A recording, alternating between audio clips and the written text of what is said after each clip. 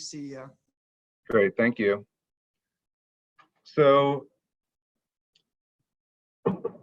I'm Ben Rubinstein. I'm an assistant professor at Eastern Virginia Medical School. Last year, I did my fellowship training with Mark Corey and Pete Wu at Mount Sinai. So some of the slides and cases I'll be sharing today come from my training with them. And I'll do my best to complement the lecture that you just had.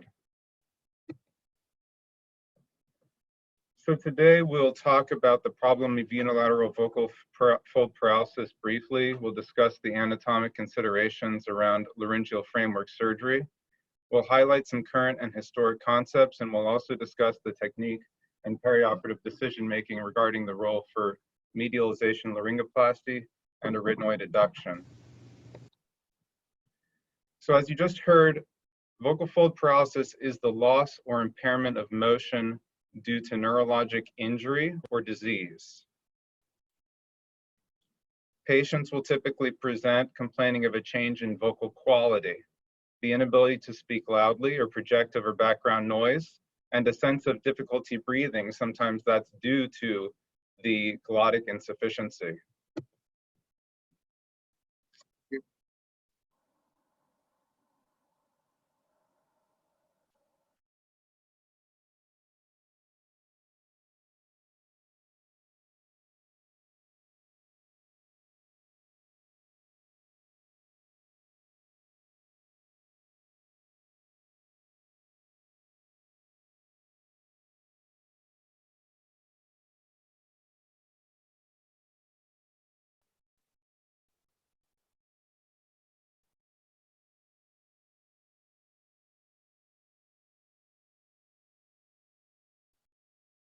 So I think that this video shows you a few things. First of all, the quality of the patient's voice is breathy. And when you think about the Gribus scale, it refers to grade, roughness, asthenia, and strain.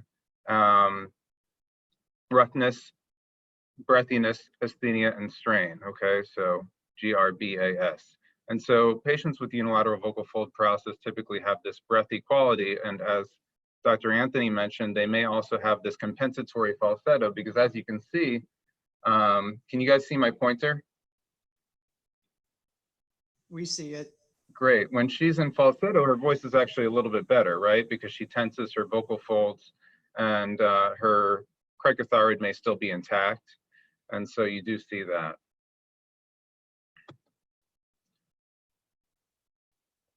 So the workup of an immobile vocal fold is dependent on the patient's history. In the case of laryngeal trauma or prolonged intubation, imaging can help assess the condition of the larynx. In these cases, the injury may not be neurological, but rather a fixation of the joint due to scarring. And that is really not what we're talking about today. Here's an example of that.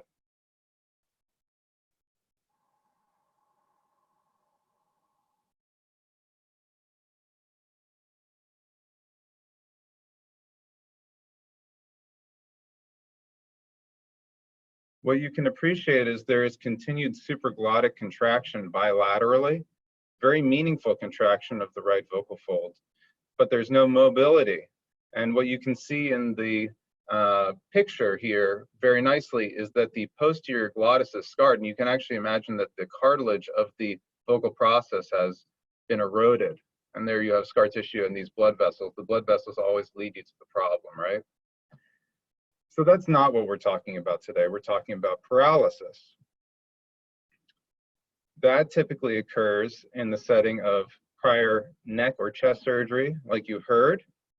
And motion impairment is due to paralysis 95% of the time in those situations. So we typically do not order imaging for those patients. Also, a brief intubation can cause nerve injury and paralysis. Sometimes we do order imaging for those patients if it's not neck or chest surgery. And then there are the idiopathic cases which need imaging, as you heard. So recovery can refer to the recovery of motion or the recovery of voice secondary to compensation due to reinnervation providing tone and bulk in a relatively medialized vocal fold.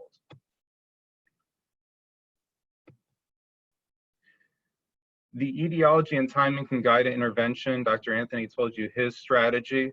What I think about is for a patient with idiopathic paralysis, then the recovery is going to be relatively good, 53 to 70% recovered voice, not necessarily motion, and many of them do so by 6 months, so that makes a lot of sense. To think about after 6 months, you may be able to intervene. And 96% have recovered by 9 months. In the case of tumors or thoracic surgery, the patients do not recover as frequently. And post-thyroidectomy, if the nerve is known to be intact, patients do quite well, actually.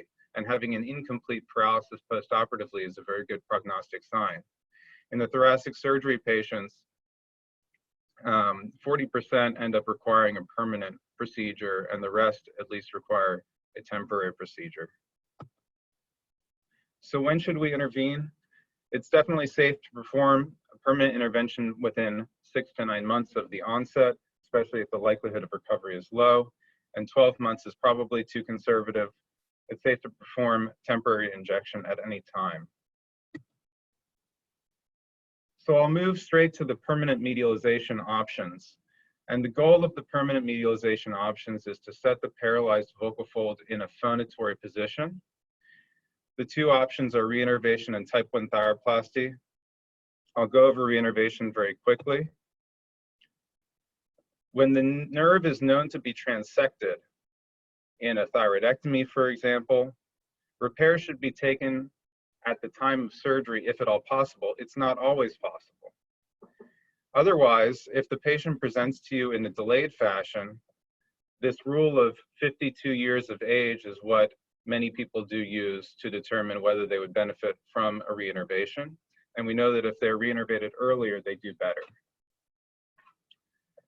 Reinnervation, as you heard, avoids loss of bulk. It may be preferable in the pediatric population.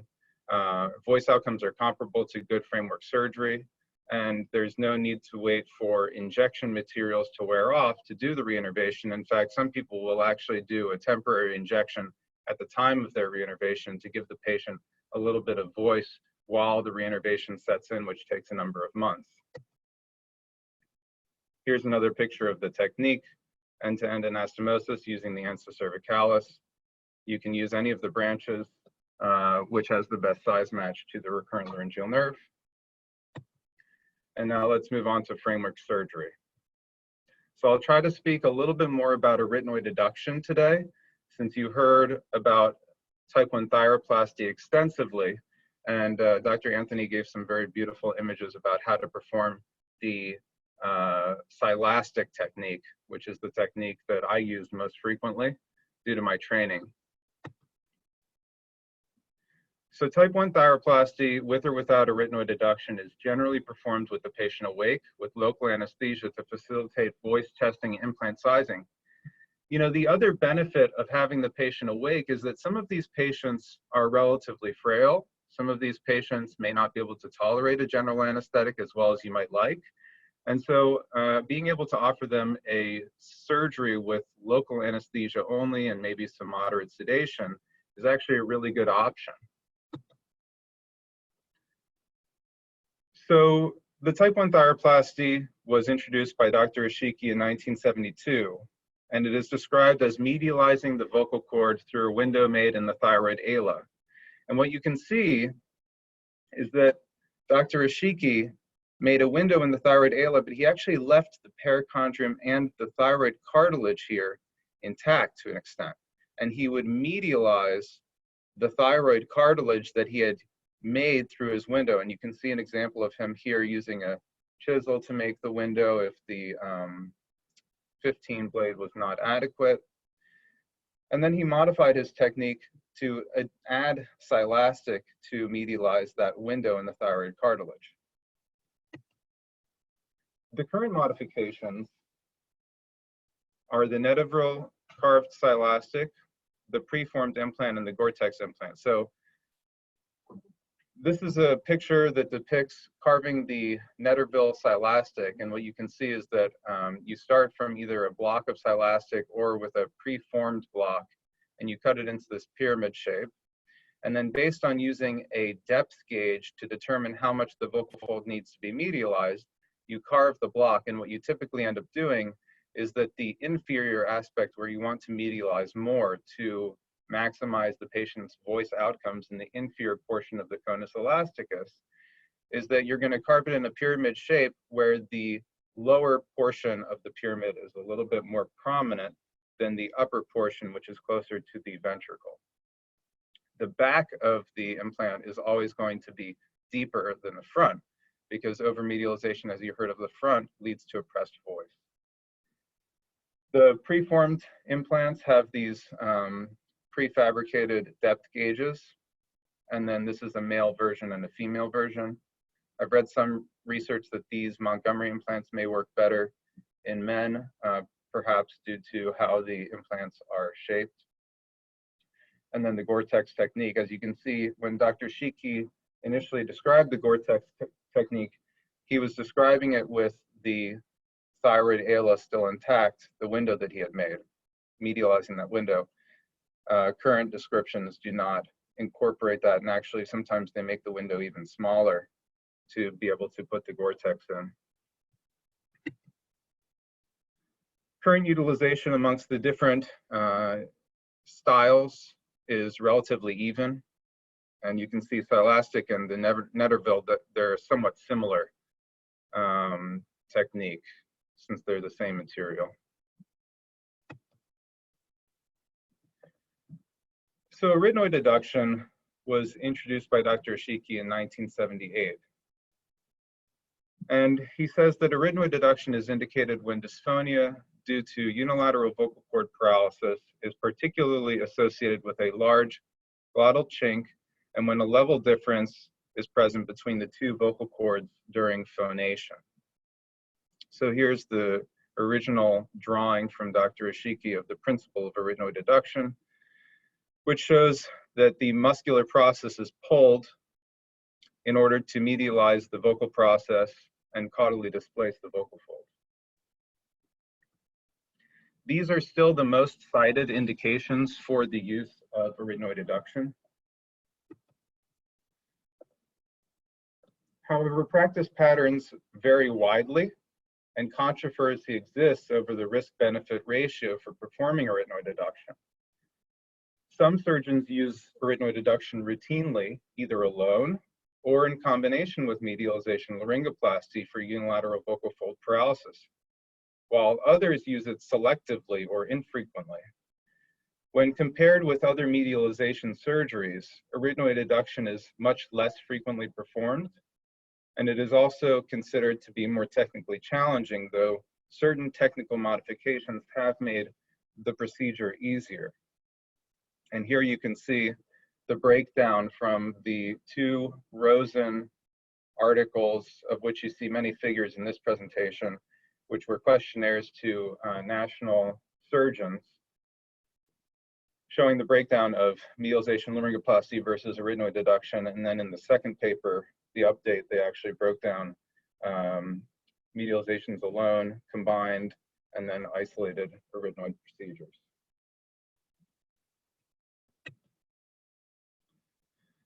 So this was my fellowship director's favorite philosopher. And he said, the best is the enemy of the good, which you probably hear a lot in the operating room. And I think that when many surgeons imagine arytenoid deduction in the context of unilateral vocal fold paralysis, this quote may come to mind, but I'd like to show you that arytenoid deduction is its own distinct entity that deserves of its own good, better, and best. Does anybody know who this philosopher is? You can just shout out, you can unmute. Voltaire. Very nice.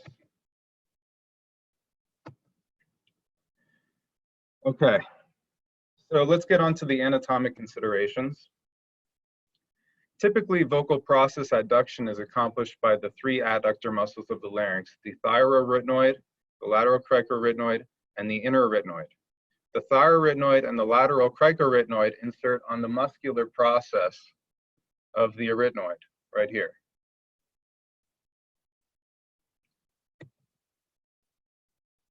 When considering framework surgery, it is crucial to consider the resting position of the paralyzed vocal fold, because adduction of the vocal processes during phonation results in both a medial and an inferior movement of the vocal process. And so you can see that depicted here. The vocal process is moving medially, but it's also moving downward. And you can see the angle of the lateral cricoarytenoid muscle here and why that must be, how it comes down through the thyrohyoid membrane area to attach to the cricoid. Here's another depiction of that cricoarytenoid joint motion, which occurs in 3 dimensions. It's not as easy to appreciate this when you are doing a laryngoscopy.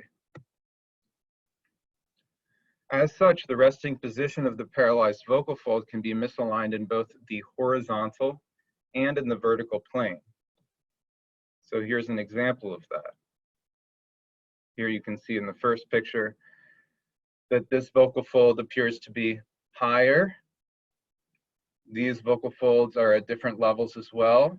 Maybe this vocal fold is lower, and then here the vocal folds appear to be at a similar level.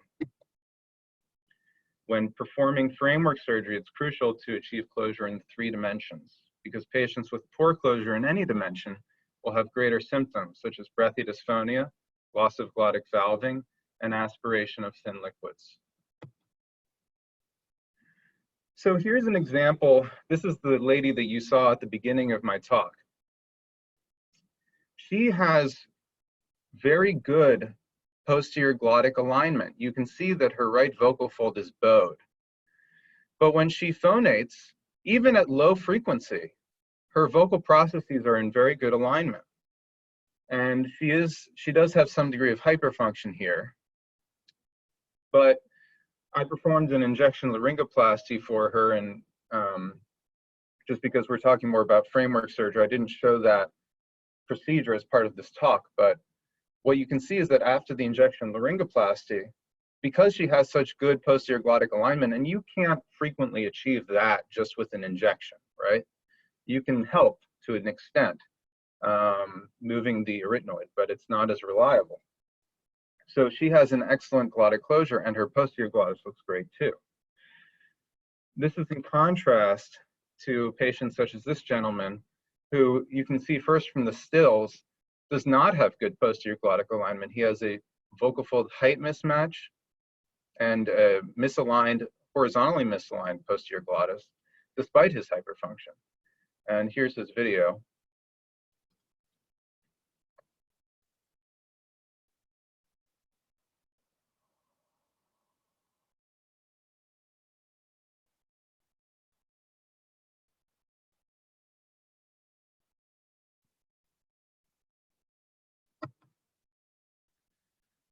So the solution to posterior glottic misalignment is arytenoid deduction. A type 1 medialization laryngoplasty implant will improve the horizontal position of the vibratory edge of the vocal fold, but it will not reliably adjust the vocal process in the horizontal or the vertical plane. Whereas you can see that arytenoid deduction both medializes and lowers the vocal process to correct posterior glottic misalignment. The combination of arytenoid deduction and medialization laryngoplasty minimizes the work needed for phonation. Now, I'm not suggesting that the medialization implant can never move the arytenoid, but what Dr. Corey would tell me is that in anatomic studies that he did in the lab in cadavers, they would put in a larger medialization laryngoplasty implant to try to move the arytenoid, and only about 50% of the time were they able to move the arytenoid the way that they would have wanted to. And so you can use larger medialization implants in order to move the arytenoid in the horizontal direction, and it may actually shift it down in a physiologic direction, but it's not going to be as reliable as recreating the force vector on the arytenoid muscular process. So here again, just to reiterate, this is the role of the 2 procedures. So let's talk about some reasons that you might consider an arytenoid deduction before moving on to some cases. So the etiology of the paralysis. Dr. Anthony talked about early intervention, and there have been some cases where surgeons will perform an early arytenoid deduction to try to help patients through the recovery period. And, you know, we do a lot of injection laryngoplasty on those patients at the bedside these days. But some patients who maybe you would want to put to sleep just to do an general anesthetic technique on them may benefit from an arytenoid deduction when you don't know how much tone and bulk they're going to recover based on their own reinnervation. So Dr. Belamowitz had actually, for high vagal paralysis patients, done this in the early postoperative period after their high vagal paralysis due to tumor removals, went in 2 days post-op and just did an arytenoid deduction and had very good voice outcomes. Some of them needed a medialization laryngoplasty later. Very few of them had recovery of their vocal fold motion, but some did, interestingly, and he suspected that perhaps the stitch had just broken loose once the vocal fold motion recovered. But it has been advocated in cases of high vagal paralysis to use an arytenoid deduction, or at least to consider an arytenoid deduction, to help with their voice, but also to help to restabilize that arytenoid and to build back up the area epiglottic fold to help with the issue of aspiration. Dr. Benninger and the team out of Cleveland have reported very good success with high vagal paralysis patients using a large medialization laryngoplasty implant with a posterior extension. So this is not to say that an arytenoid deduction is the only way to achieve good voice results in patients with high vagal paralysis. How about when you see the patient in the office and their functional compensation? Does that lead you down the road of an arytenoid deduction? Maybe. If they have a very low maximum phonation time, less than 5 seconds, or a high mean flow rate, meaning that they're losing a lot of air when they're phonating, then that may lead you to believe that an arytenoid deduction would confer additional benefit, as do the aspirating patients, as we kind of discussed before. That said, medialization alone, even with an injection, does help those aspirating patients quite a bit. There are certain laryngoscopic findings that would lead you to consider performing an arytenoid deduction. These include vertical height mismatch. Typically, the vocal process is going to be higher during phonation on the paralyzed side, though that's not always the case. Lateralization of the vocal process, and then a positive jostle sign when the contralateral innervated vocal fold is pushing the flaccid paralyzed vocal fold laterally during phonation. Because what we know from studies by Dr. Nordzai and my mentor, Dr. Wu, is that while the medialization laryngoplasty implant can increase the stiffness of the mid-vocal fold, the arytenoid deduction is what increases the stiffness of the vocal process and repositions the vocal process reliably. So here's a jostle sign.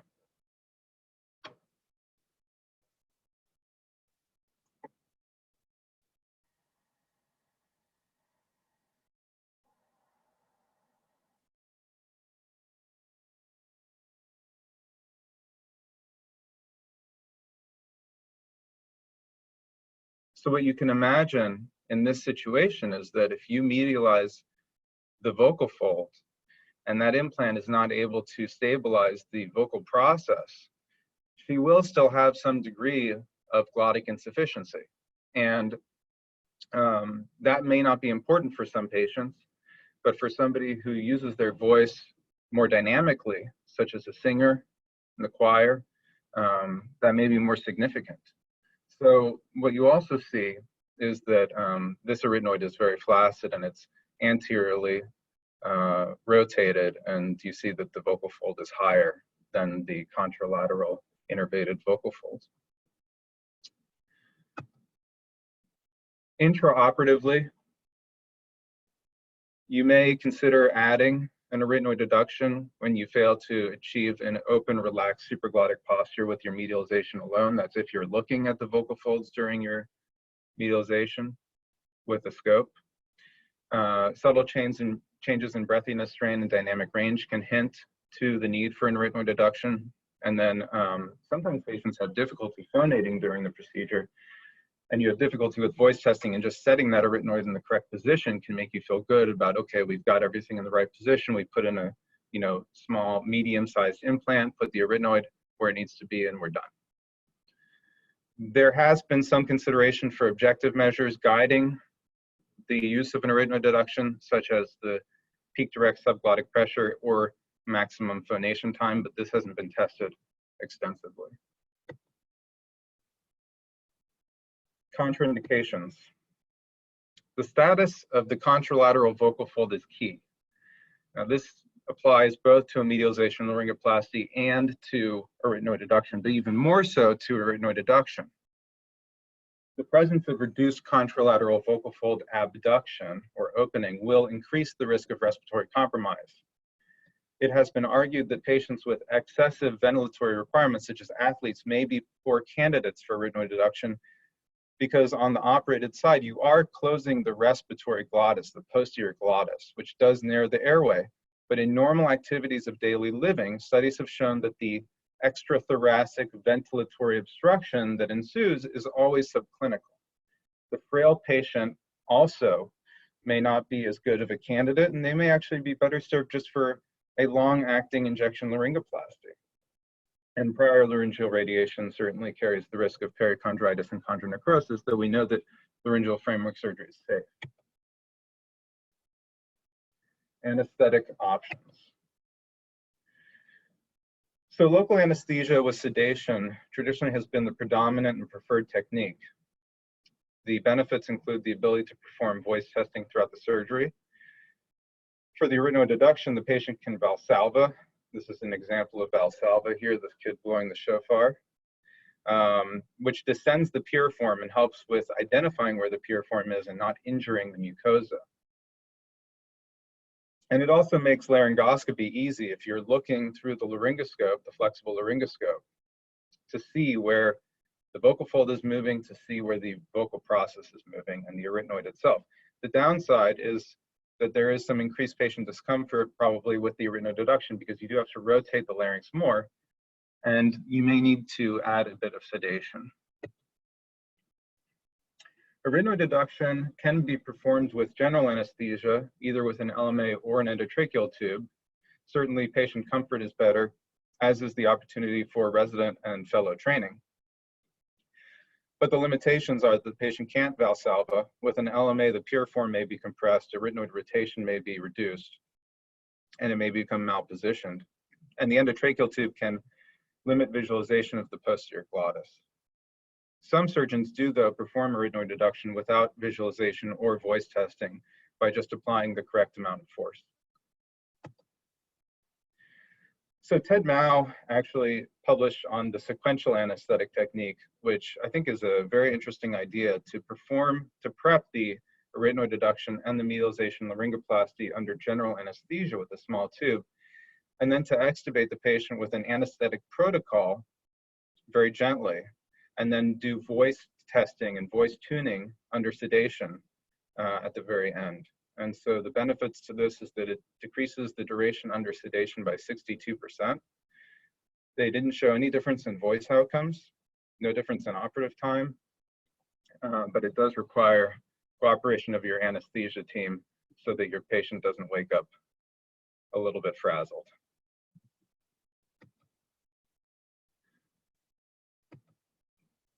So Ben already went over the complications of medialization laryngoplasty, arytenoid deduction. I think it's important to note that in experienced hands, complication rate is very low. And in experienced hands, the difference between a medialization laryngoplasty and arytenoid deduction is not significant in terms of respiratory complications, that you should expect more edema of the supraglottis after an arytenoid deduction. If you use perioperative steroids, the patients do well. Revision surgery. The most common revision surgery is to put in a bigger implant, and that's what you see across the board. But the addition of an arytenoid deduction should be considered when performing revision surgery, and you can see that across multiple institutions, arytenoid deduction is sometimes used for revision, but often in combination with some anterior augmentation. Okay.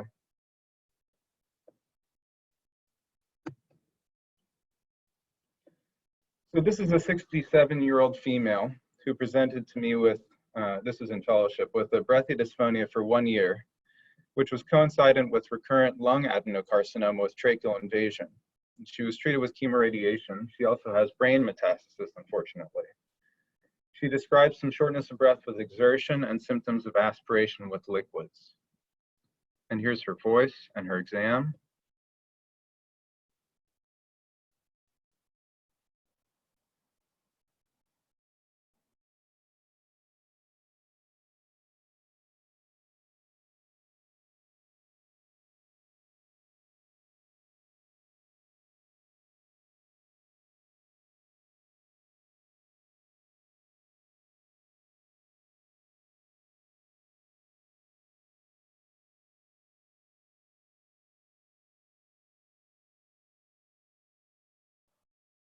So we have a little bit of time. Can I ask for a volunteer perhaps to describe what they're seeing with her exam and what they're hearing with her exam?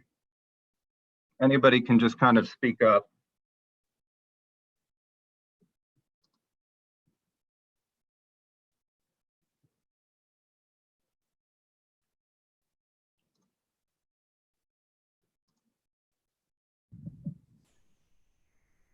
Ben, I couldn't hear the sound. You couldn't hear it at all? No, I'm not sure. It looks like someone else said they couldn't hear it either. So, All right, let me try one more time. Have you guys been able to hear the sound at all? No. Let me see. Let me try one more thing here then. That's a shame. I know Dr. Anthony was having the same issue.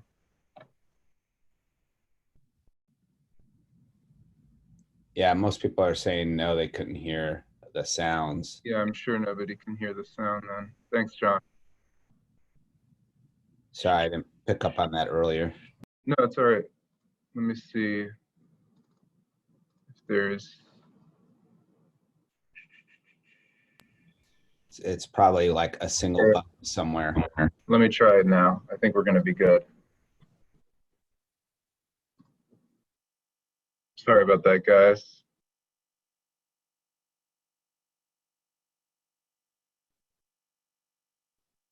Good.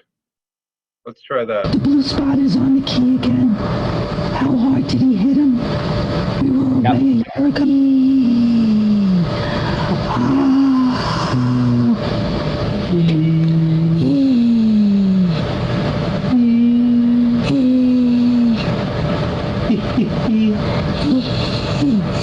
Get it out.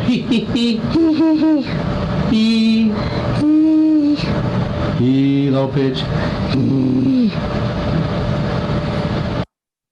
All right, so we have sound now. So, you know, I would describe her voice as severely breathy, right? And on her exam, she does have some evidence of posterior glottic misalignment. What should we do for this patient? Anybody want to hedge a guess? 67-year-old, right vocal fold paralysis, recurrent lung cancer, brain mets. She's a year out though. Is there still disease in the chest? There is disease. It was, I mean, she was radiated, but you know, it's only been a year. I would see what you could get with an injection. Okay, anybody else?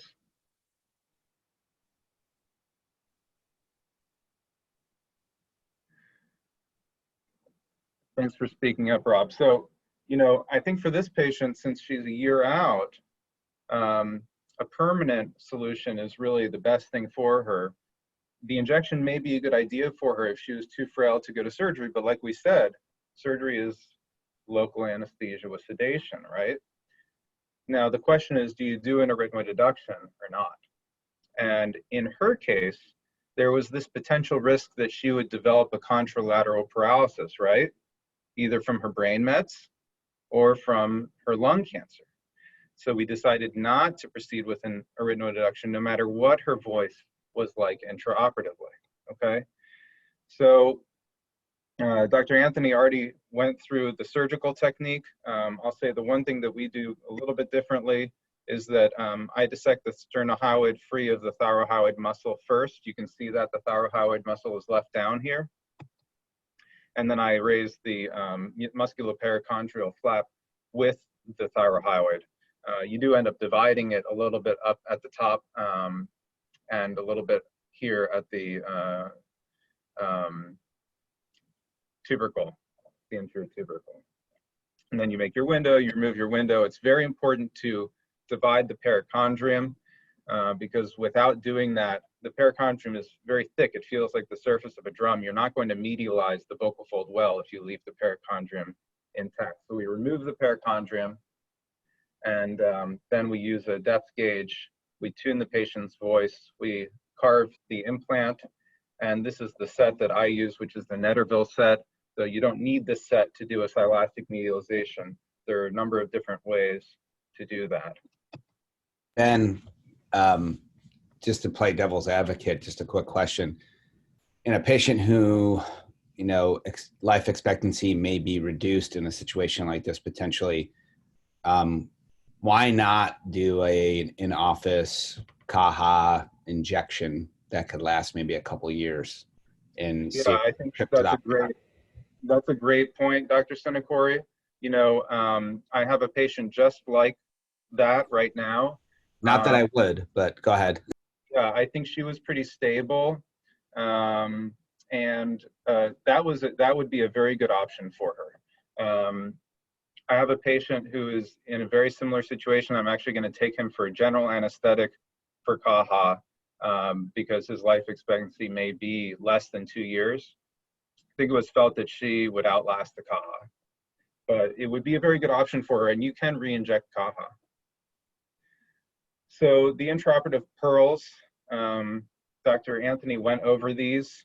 I would say the only thing that I would change from what he said is that if the laryngeal mucosa is violated, I would repair it with perichondrium and muscle. And I have seen patients implanted in that setting where the ventricular violation occurred and it was known and it was repaired. Other people talk about putting a muscle graft in instead of a silastic implant to medialize the vocal folds. Certainly, I would not put Gore-Tex in if I violated the laryngeal mucosa. Typically, that's going to happen if you undermine anterior superior. You do not need to undermine anteriorly to any significant extent, and certainly not anterior superior. That's where you're going to create a rent in the mucosa. So here she is postoperatively. Hopefully you guys get the volume again now. The blue spot is on the key again. How hard did he hit him? We were away a year ago. E, ah, e. Again. E. Say ooh.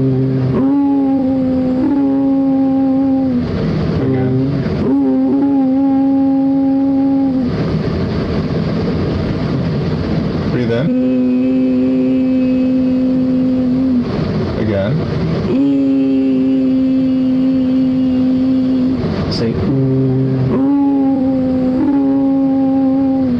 Again. Name is. My name is. The cake is great. The cake is great. So I hope what you can appreciate is that her voice outcome is very good. She does still have some slight posterior glottic misalignment, but the fact that we did not perform the arytenoid deduction was the right decision in her situation. This is a 48-year-old female who had papillary thyroid cancer and is now 2 weeks status post left lobectomy with a left recurrent laryngeal nerve sacrifice.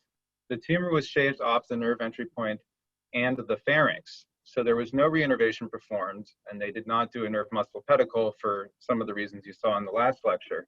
So she's complaining of vocal fatigue, difficulty projecting, dyspnea exertion, trace thins aspiration, and the plan is actually to bring her back for a completion right thyroidectomy. Here's her exam. The blue spot is on key again. How hard did he hit him? We were away a year ago. We eat eggs every Easter. E. Say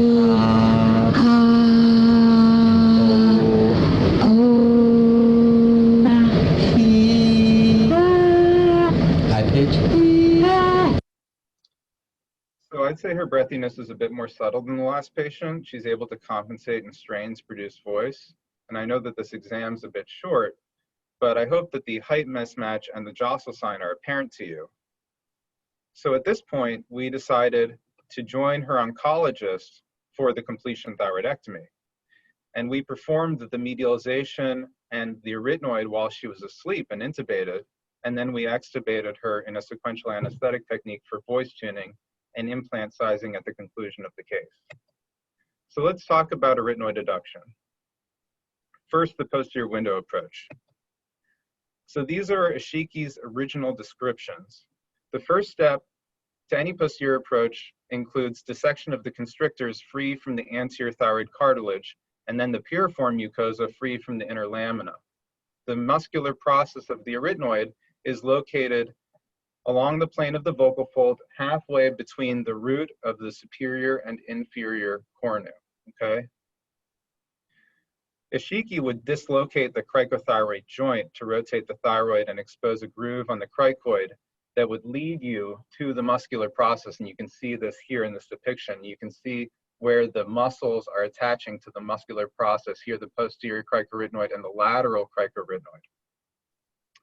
And then he would open the cricoarytenoid joint and secure the muscular process in a new location. And he thought that the scarring of that joint would be favorable for long-term success.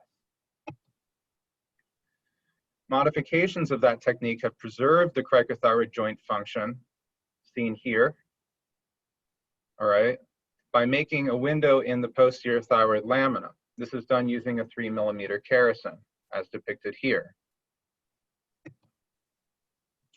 The muscular process of the arytenoid is, again, halfway, and what you can see is that the piriform mucosa has to be dissected away in order to find the muscular process. A double-arm fluoroproline suture is placed as a figure of 8 through the muscular process in the plane of the vocal fold. The cricoarytenoid joint capsule is not opened, and it's felt that this lowers the risk of unfavorable over-adduction and prolapse of the arytenoid. And then you can see that the Proline suture is secured to the inferior notch, and then one is anterior to the tubercle, and it bisects that LCA-TA vector. It's important not to catch the paraglottic tissues or the implant material, or it will unfavorably alter the force vector. So we place the suture in position, and then we tie it down after we finalize the implant and put the implant in over top of the suture, which is running along the vocal fold muscles at that point. Again, this is how it looks at the end, and B and C show unfavorable force vectors that are generated by catching the implant or the paraglottic tissues. Conclusion of the posterior window approach should include repair of the constrictor muscle flap. This step may be particularly important in older patients so that their hypopharynx does not become flaccid, causing dysphagia.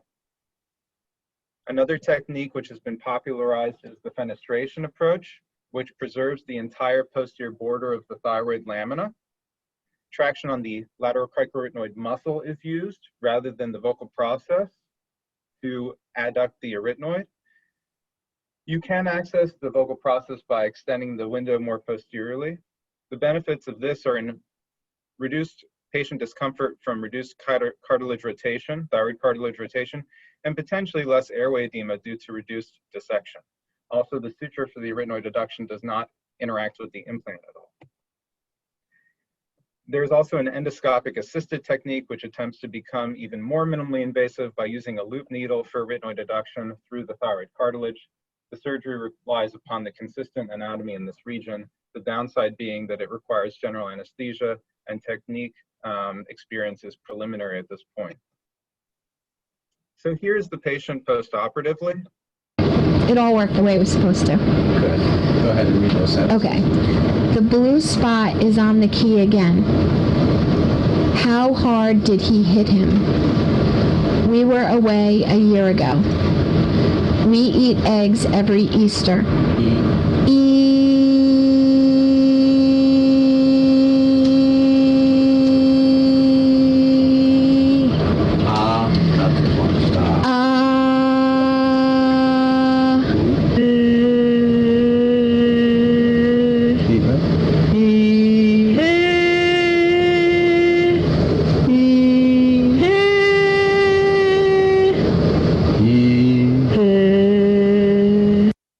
You can see that the posterior glottis is very nicely aligned.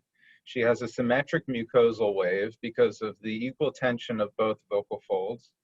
And you can see that when the contralateral vocal fold tries to jostle that arytenoid, it's held in place by the arytenoid deduction suture submucosally.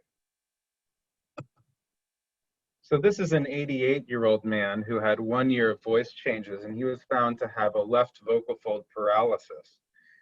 His voice was of low volume and breathy. It was effortful for him to speak. He was not describing dyspnea or dysphagia, and a CT scan was performed by a referring physician, and it was negative for any tumors or masses. 1, 2,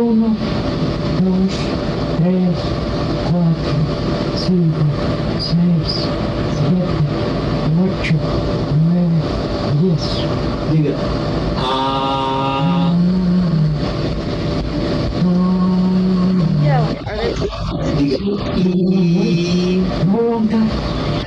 Kalau tiga I. Haga I, papi. I.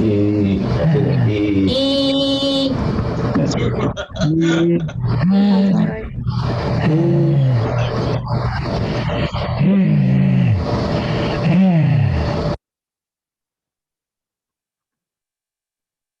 So you saw his photos in his exam earlier. This is another good example of posterior glottic misalignment. So management options for this patient. He's 1 year out. You could do, he's 88, so we're probably not going to do a reinnervation. For him, we performed a medialization laryngoplasty. His voice sounded pretty good with the medialization laryngoplasty, but he still had this subtle amount of asthenia. And I remember, because I was recording the voices during the case, and I just listened to it the other day, Dr. Corey actually asked, you know, do you think that this is how his voice was? Because he's 88. You know, you don't know if maybe he had a mildly asthenic voice already. But we ended up adding the arytenoid deduction, and then this is him post-operatively. 1, 2, 3, 4, 5, 6, 7, 8, 9, 10. Diga y más largo. Y A U O I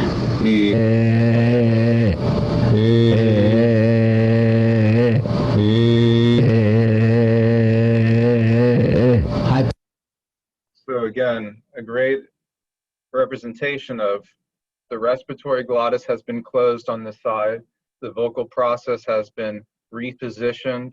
He has good posterior glottic alignment with phonation. You can see the expected postoperative edema 1 week postoperatively.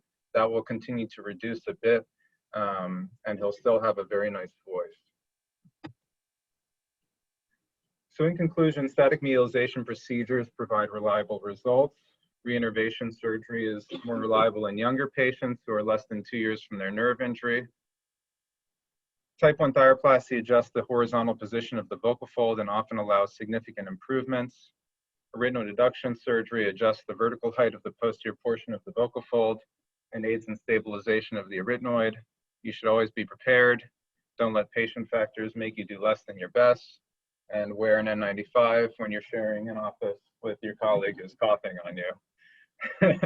So, all right, that's the end of my slideshow. Let me see if I can bring up the, all right, now I can see myself and see you guys. So any questions? Please feel free to unmute your mic and just speak up.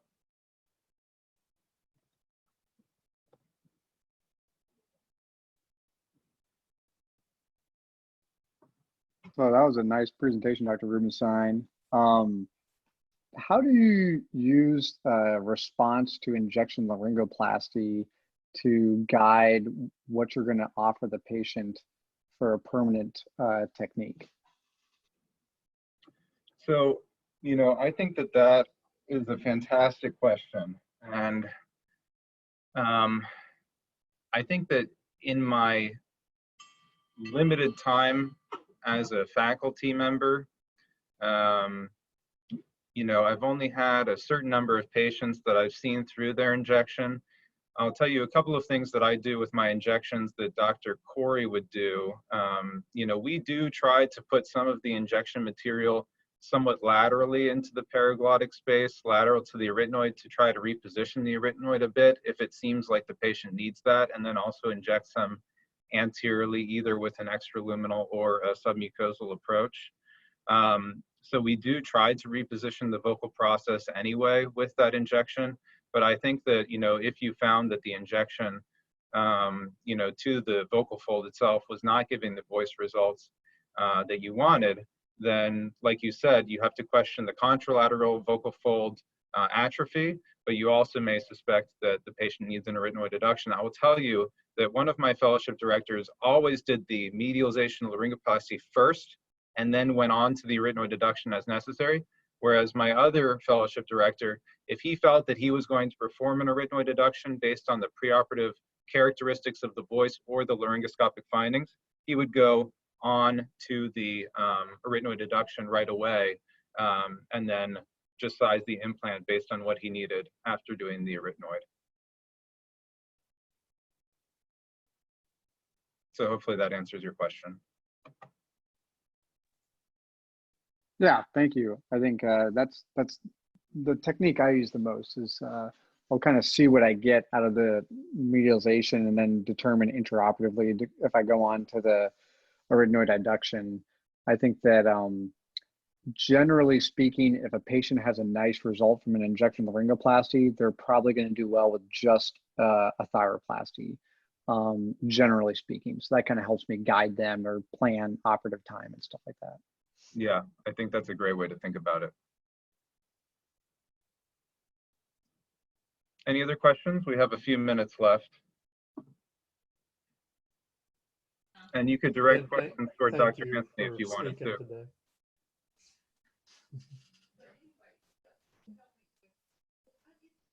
Sorry about that. Oh, that's okay. Just want to say thank you for speaking today. I really appreciate your help with this consortium, and encourage any other faculty members in your department who want to speak down the road. It looks like we're booking towards the end of April, if not the beginning of May right now. So we'll see how long these COVID limitations go on. Thank you for the opportunity. It was a pleasure. Yeah, yep. Thank you.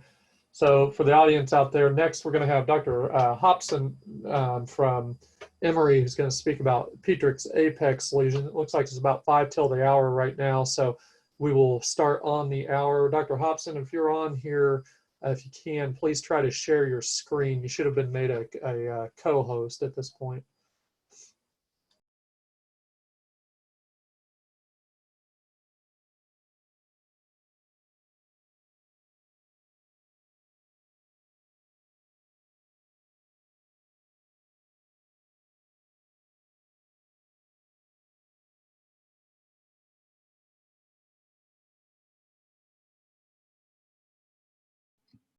Dr. Comer, I don't see you're on yet. Okay, well, we still have a few minutes, so.